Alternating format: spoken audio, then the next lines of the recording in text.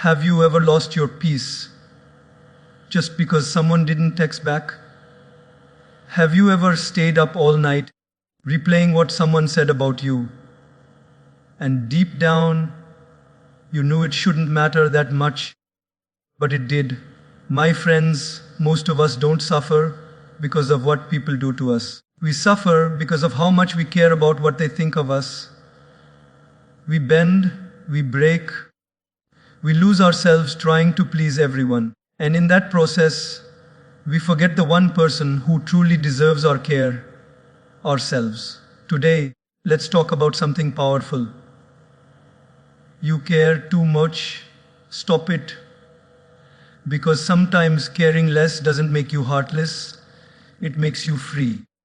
There are people in your life who make you feel alive, inspired, understood. They bring light to your days.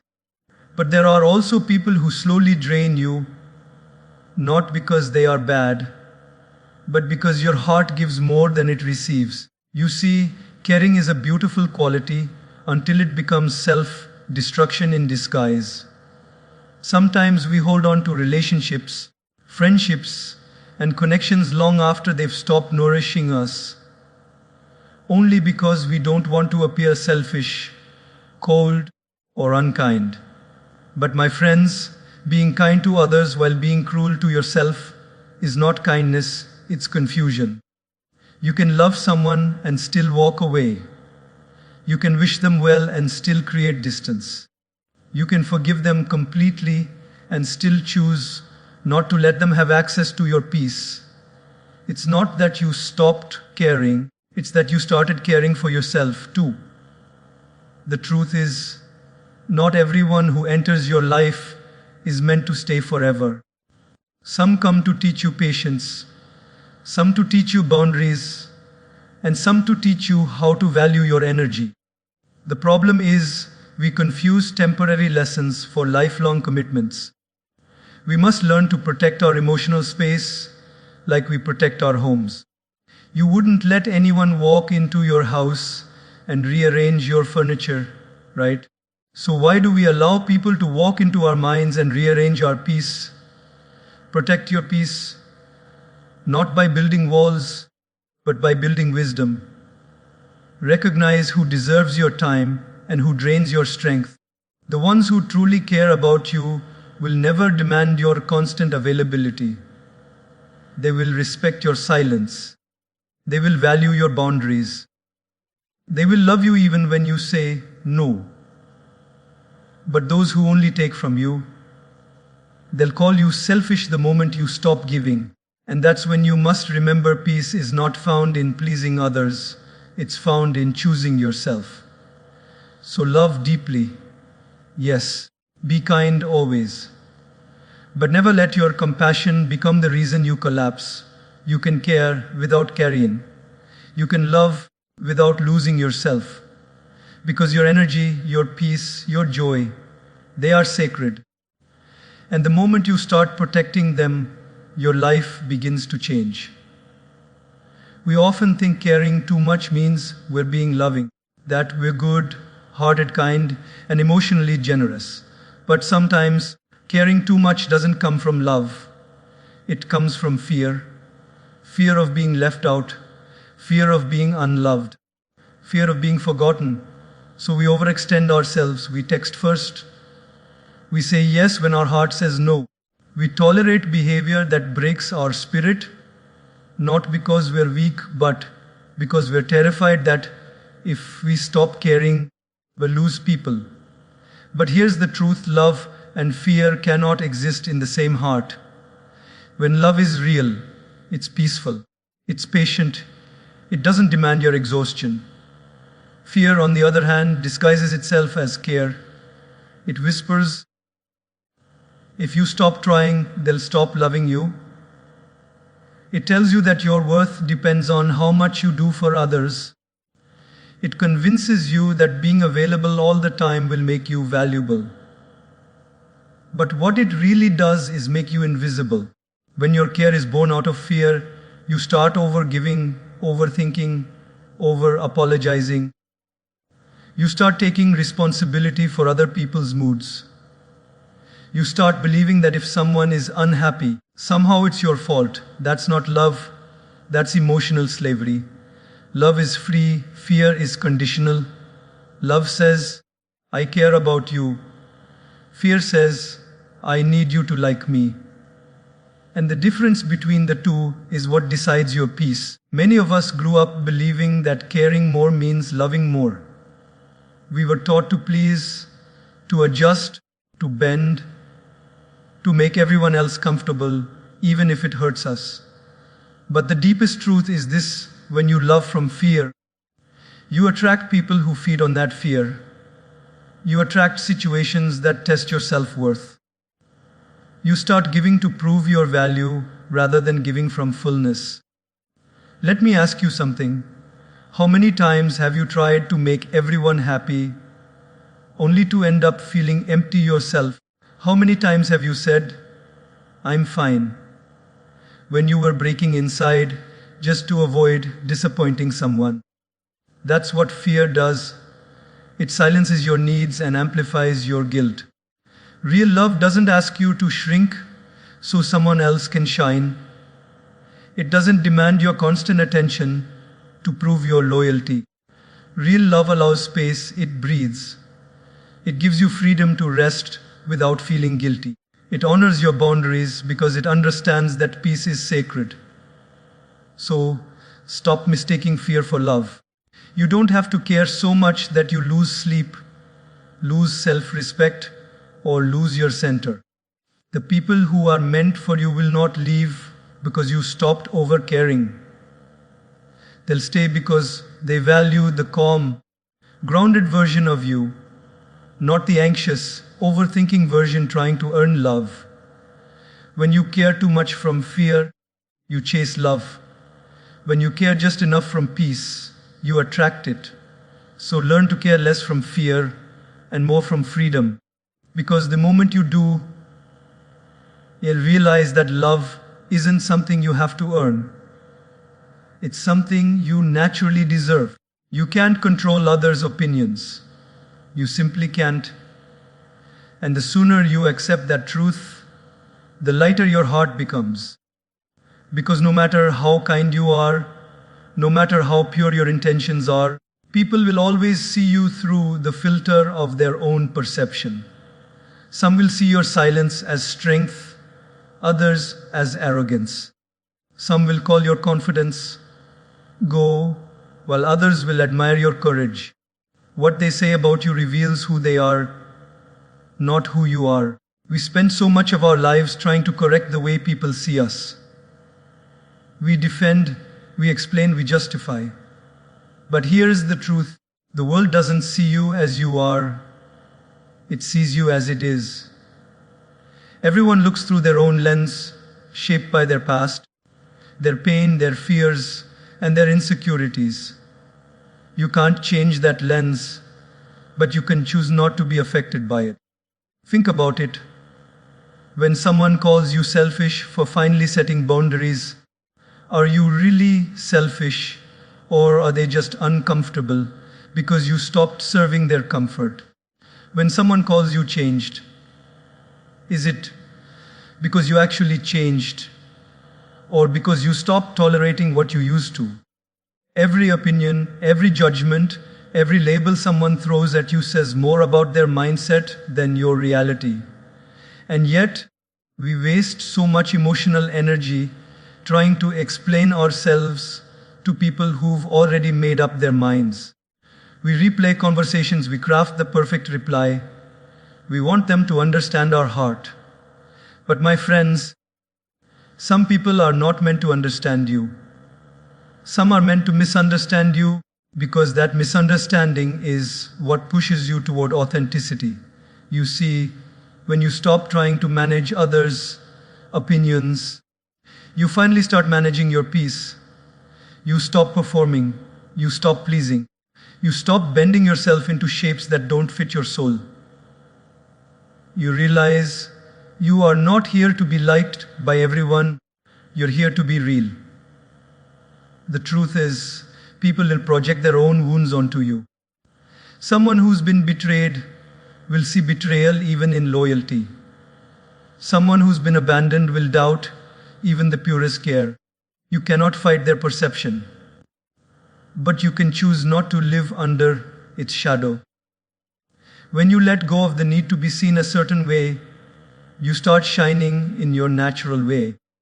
The greatest freedom comes when you stop defending who you are and start being who you are.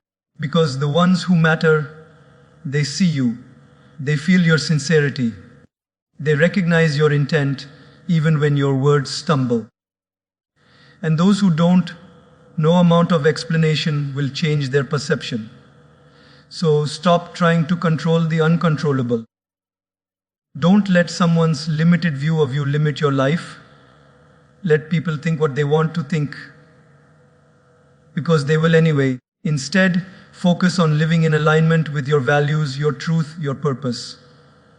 Remember, even the sun is criticized for being too hot, and the moon is judged for not shining enough. So if the universe itself can't please everyone, why should you? Be kind but firm. Be humble but unapologetic. Live your truth quietly and let time speak louder than words. Because one day, those who misunderstood you will realize the depth of your heart, but by then, you'll be too at peace to even need their approval. This is one of the most misunderstood truths of life. People often think that detachment means you stop caring, that you become cold, distant, or emotionless. But that's not detachment. That's indifference. Detachment is something far deeper, far nobler, far more peaceful. It doesn't mean you feel less. It means you stop suffering from what you feel. When you are attached, your peace depends on outcomes, on how people behave, on what happens tomorrow, on how much others appreciate you. You smile when they approve, and you break when they don't. You rise when things go right, and you collapse when they don't. That's attachment. The invisible string that ties your happiness to things you can't control. And every time life shakes that string, your emotions swing with it. Detachment, however, is strength. It's the art of staying centered no matter what happens around you. It's loving fully but knowing that you cannot possess. It's giving deeply but without the expectation of return.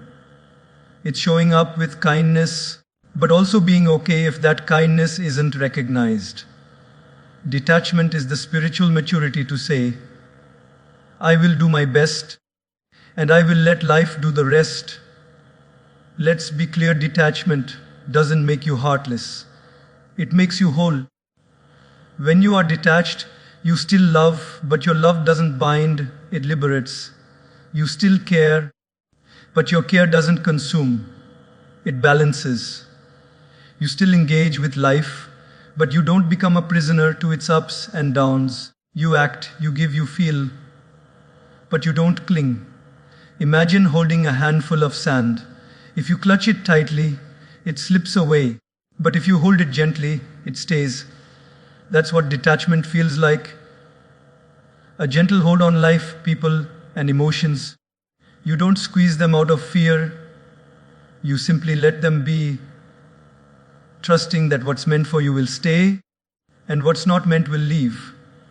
When we are attached, our mind becomes restless. We constantly think, what if they leave me?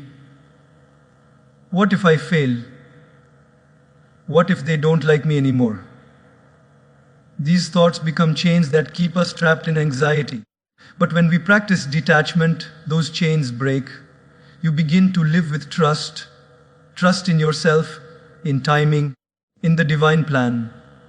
You understand that peace is not the absence of emotion, but the mastery of it. So many of us confuse letting go with giving up. But letting go is not giving up. It's growing up. It's realizing that you don't need to chase what's already running away. It's understanding that you can care about people deeply and still not allow their behavior to control your happiness. It's knowing that you can wish the best for someone, even if your paths no longer align. Think about this.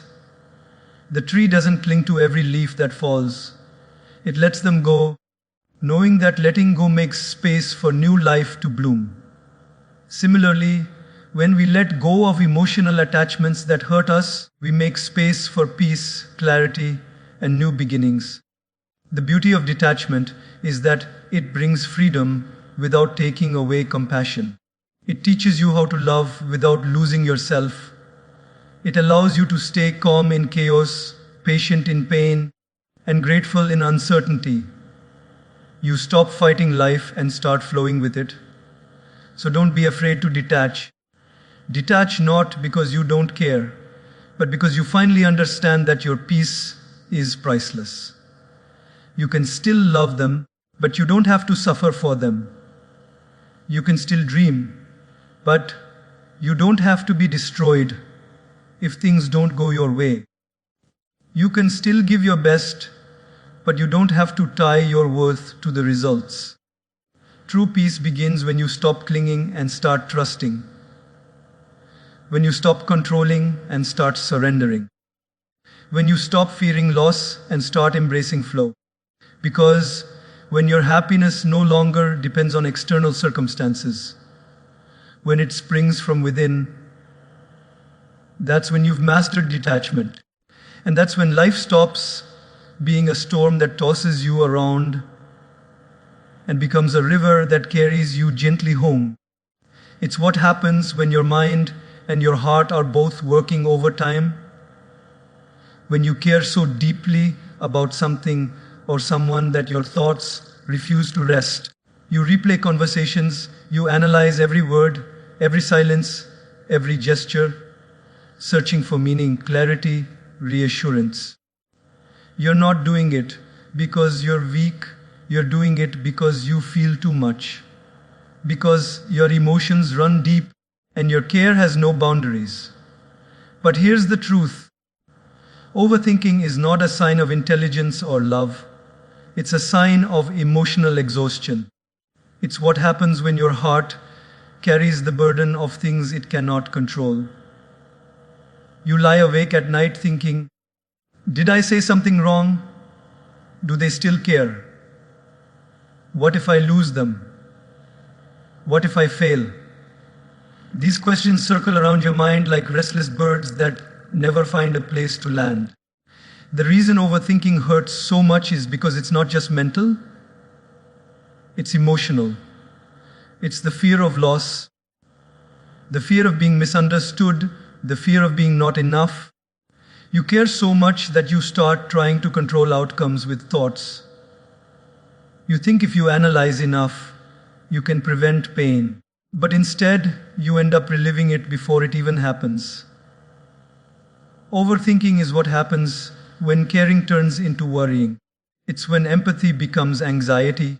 It's when your heart is so full that it spills over into endless what ifs. You imagine scenarios, you create explanations, you write stories in your head that may never come true, but they feel real because your emotions make them vivid. But you see, the problem isn't that you care. The problem is that you don't know where to stop. Caring is beautiful when it leads to action, but it becomes harmful when it traps you in rumination. You can't heal by rethinking the same pain 1,000 times.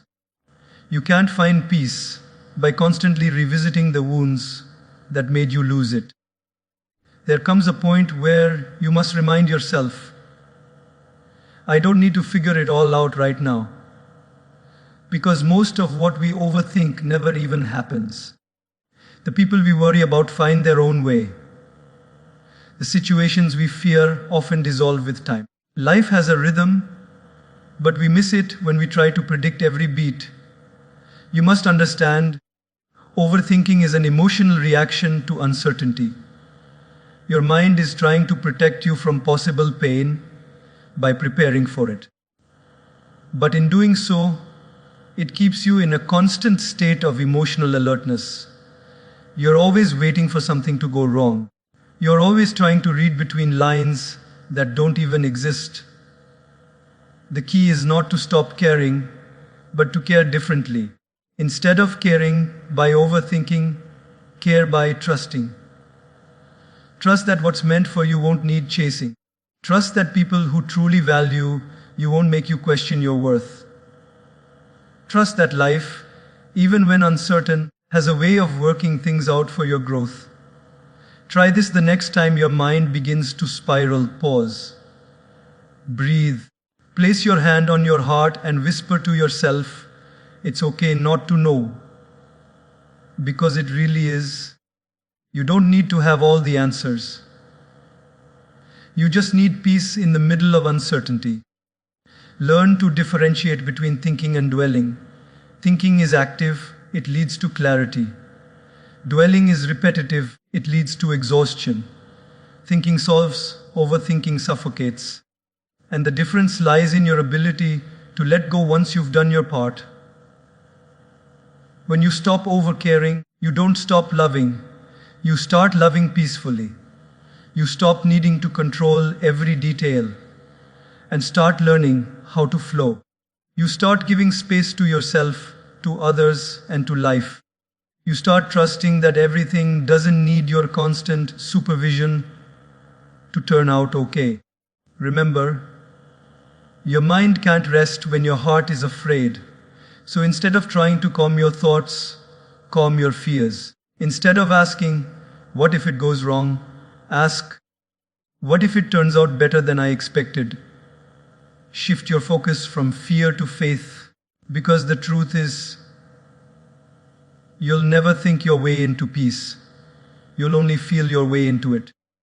And that happens when you allow things to be, when you let life breathe without your constant interference. So yes, overthinking is emotional overcaring.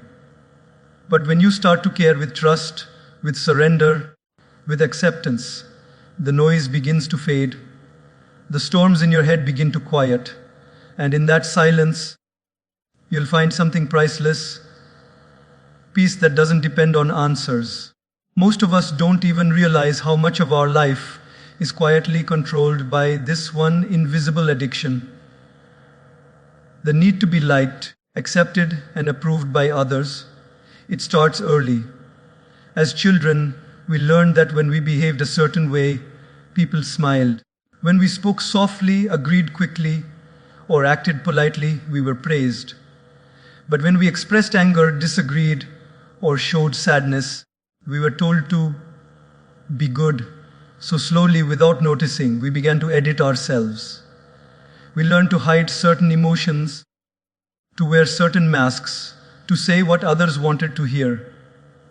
Not because we wanted to deceive, but because we wanted to belong. And that's how approval addiction begins, not in manipulation, but in fear. The fear of rejection, the fear of not being enough, the fear of standing alone.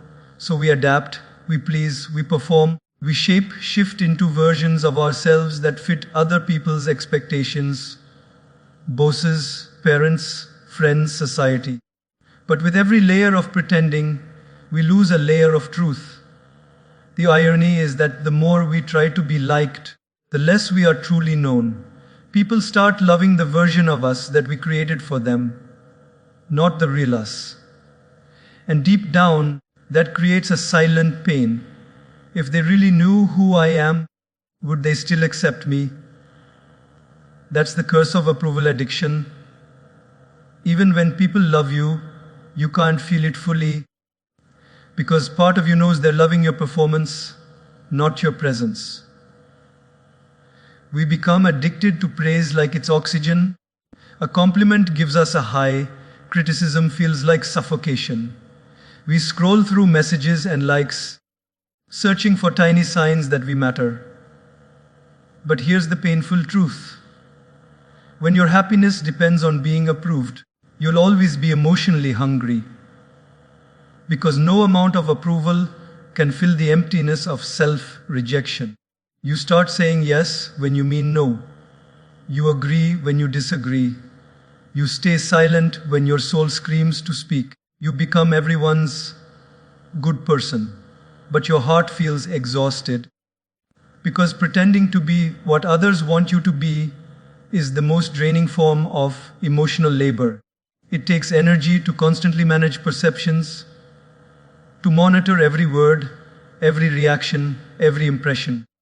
The saddest part is approval addiction kills authenticity slowly. You stop being yourself even when you're alone. You start thinking like someone's watching, even when no one is. You start questioning your worth based on someone's reaction. You lose the freedom to be imperfect, to fail, to be human. But the truth is, no one ever gained true respect by constantly seeking approval. The most respected people are often the most misunderstood at first because authenticity threatens conformity. When you stop trying to please everyone, you'll trigger some, you'll confuse others, you might even lose a few people. But what you'll gain in return is yourself. Authenticity is not rebellion, it's alignment. It's living in harmony with your own values, not someone else's validation. It's being okay with not being liked by everyone because you finally like yourself. It's walking into a room and not needing to perform because you're comfortable being real. You see, the moment you stop chasing approval, something magical happens.